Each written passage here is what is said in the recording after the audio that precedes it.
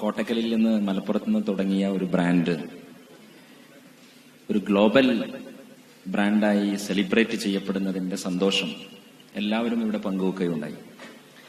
അതിന്റെ ഏറ്റവും എല്ലാ അർത്ഥത്തിലും ഏറ്റവും അവസാനമായി ഹാരിസ് ബീരാൻസ് വക്കീലും ഇവിടെ സൂചിപ്പിച്ചു. സന്തോഷമുണ്ട് ഇങ്ങനെ ഇത്ര വലിയ ഇവിടെ സൂചിപ്പിച്ച പോലെ ബ്രിഡ്കോ ചെയ്യുന്ന ഒരു കാര്യം.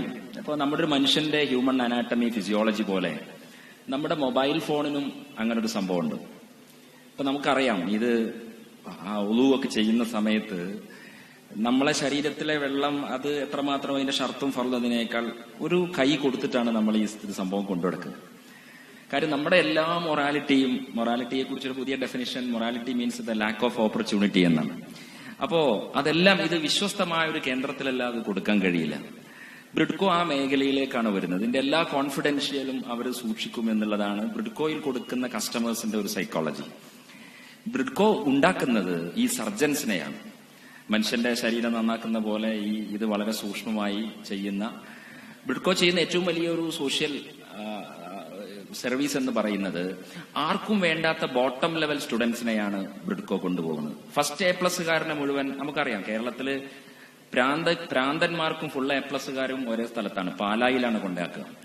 അങ്ങനെ അവർ വിഭജിച്ചെടുക്കുകയാണ്.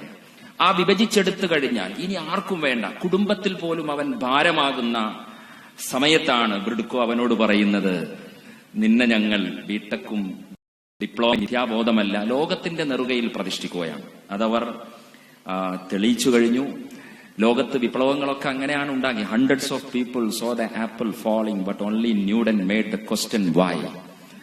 എന്തുകൊണ്ടാണ് ഈ ആപ്പിൾ താഴെ വീഴുന്നത് എന്ന് ചോദിച്ചത് ലൈസി ഡോഗ് എന്ന് പറഞ്ഞ ക്ലാസിൽ നിന്ന് അധ്യാപകൻ പിടിച്ച് ഇറക്കിയ വിദ്യാർത്ഥിയാണ് ന്യൂട്ടൺ ശാസ്ത്രലോകത്ത്.